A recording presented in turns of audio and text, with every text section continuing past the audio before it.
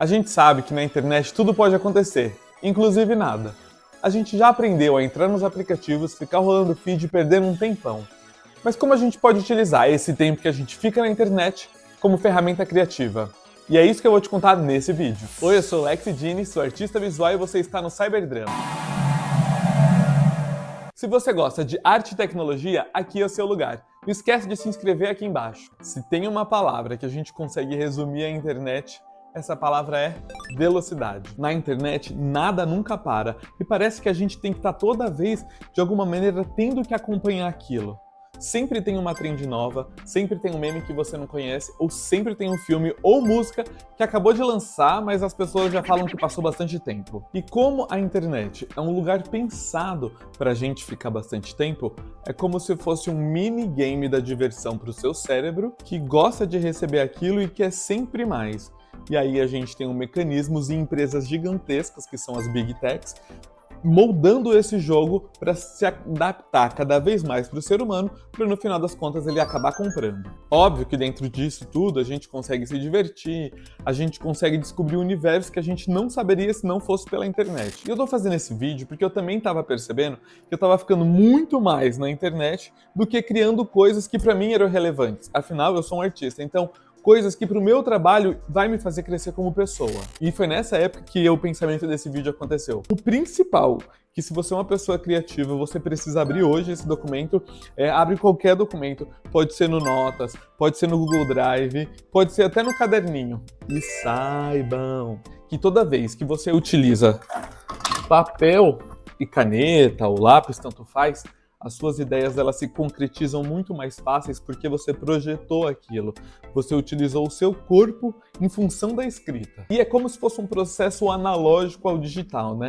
Você está utilizando você como máquina para si mesmo. Isso é muito legal, né, gente? Enfim, escreva de qualquer jeito e coloque lá, ideias do meu projeto. Pode ser ideias de qualquer coisa, mas tem que ser ideias gerais.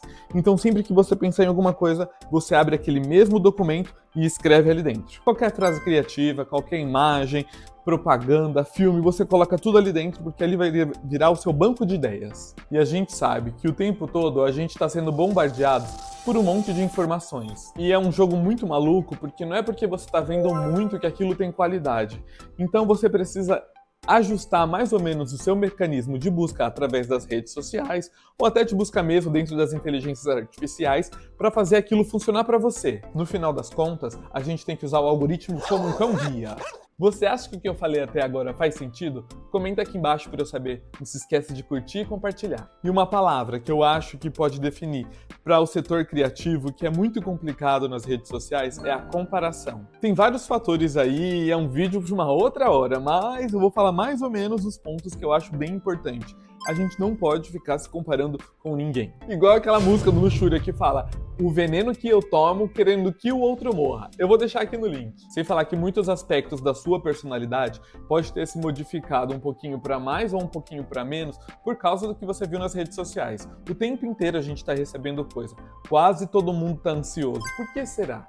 Então pare de se comparar com outras pessoas e também pare de querer acompanhar tudo que acontece aqui.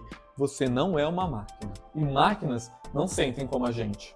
E tá tudo bem. Como artista visual, eu parei e pensei: se todo dia estou em contato com essa tela, de que jeito eu posso usar ela como ferramenta? Para não banalizar o meu fazer artístico. Presta atenção porque agora essa é a parte principal do vídeo e eu tenho certeza que vai ajudar bastante gente. A gente tem que entender que a gente tem que dar as rédeas do que a gente quer ver na internet. Tudo bem que às vezes a gente vê uma coisa ou outra que não tem nada a ver com a gente, mas é divertido de alguma maneira. Mas fazer isso um hábito não é legal. A primeira coisa é filtrar o seu consumo digital.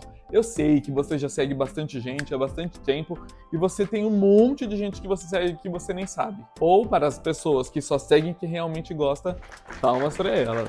Mas caso você não seja, você vai ter que ter esse trabalho de autocuidado. É um trabalho de autocuidado, ou seja, você fazendo aquilo, você está se ajudando, e não a mim. Então você tira todas as pessoas que não fazem sentido pra você ou que você seguiu numa outra época da sua vida e só fica com aquilo que você realmente quer pra você. Aqui a gente entra num jogo de personalidade muito maluco, né? Porque cada pessoa vai escolher o que acha melhor pra si. E tá tudo bem, sem julgamentos, mas eu acredito que todo mundo pode evoluir. E uma outra coisa que você pode fazer, use a internet como laboratório criativo.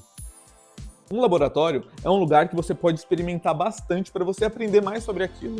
Então como que seria isso? A gente precisa entender que na internet a gente só recebe mais daquilo que a gente interage. Então interaja com coisas que você quer aprender, ou quer ver, ou sei lá o que mais. Por exemplo, eu gosto bastante de pesquisar coisas para o meu estúdio de criação, o Estúdio Dorama. E caso você não conhece, você pode clicar aqui embaixo, que são roupas que eu produzo dentro do Estúdio Dorama, que são peças exclusivas, com todo o pensamento do Cyberdrama embutido. Então eu procuro sempre coisas que sejam referentes dentro do estúdio. Por exemplo, brasilidades, anime, lo-fi, pop e por aí vai. Tem uma infinidade de coisas que eu gosto. Eu entro nessas hashtags dentro das redes sociais e salvo essas hashtags para sempre que tiver alguma coisa nova relacionada àquilo, eu consiga ver. Tá bom, mas o que eu quero falar, busque coisas que você quer saber, você quer aprender ou você quer melhorar. É muito legal você pesquisar nesses 3 pontos porque você sempre vai estar num processo de microevolução. Mas uma coisa que é muito interessante é você ter os exemplos e também colocar eles em práticas, porque não adianta nada você só ficar salvando, olhando, e nunca colocar a mão na massa. A mão na massa ela é necessária para você aprender.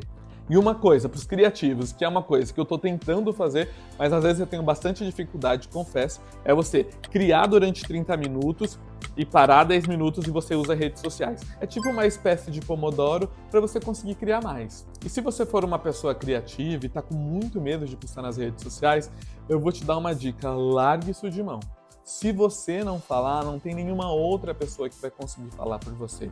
Toda vez que a gente decide, como pessoa criativa, expor a nossa voz, a gente está mostrando para outras pessoas possibilidades de fazer algo semelhante ao que a gente faz. E também não dá pra gente esquecer que a gente joga o jogo com muitas outras empresas. Então não tem como a gente se comparar, porque no final das contas, tem vários outros fatores que podem ajudar aquela pessoa. Se tem uma grande empresa por trás ou não. Eu sei que parece um jogo injusto, mas na verdade ele mais facilita do que dificulta.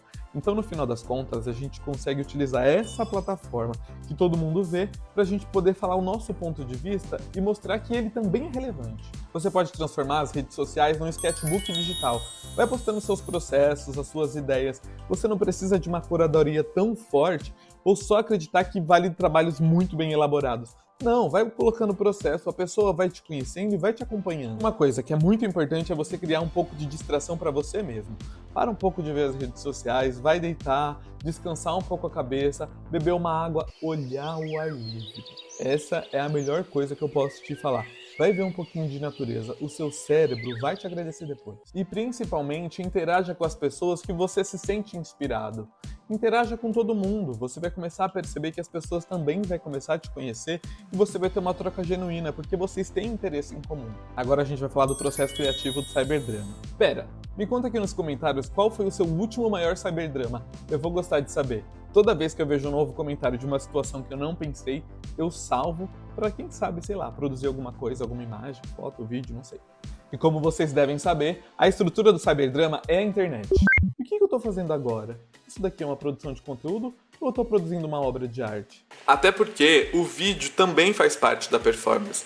E a minha performance é esse vídeo. Ou seja, tem todo o pensamento de videoarte para ele também acontecer. A alma do meu trabalho é o virtual. E no fundo, tem uma questão que não é só minha, ela também é sua. Porque você também está conectado. Sem falar que no Cyberdrama eu crio coisas que eu mesmo gostaria de ver. A minha meta como artista é conseguir democratizar a arte para todo mundo se sentir incluído.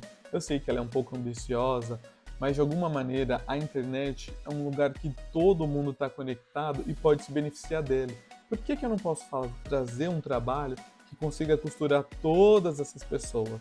Esse meteoro de ouro cai nesse mar de informação que está todo mundo conectado.